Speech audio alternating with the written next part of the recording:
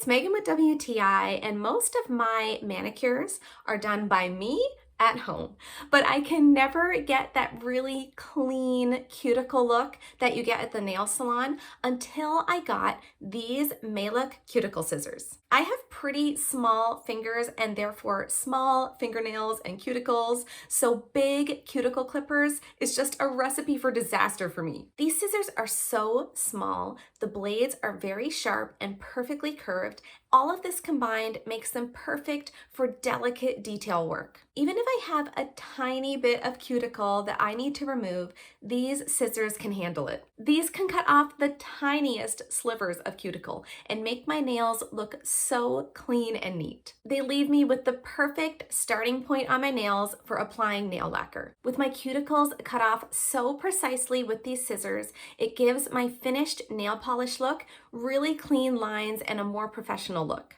I finish off with a little bit of cuticle oil, and there you have it, my at-home manicure. Because of my unsuccessful attempts to cut my cuticles in the past with other tools, I thought that I just couldn't do it with my nails, but not anymore now that I have these Maluk cuticle scissors.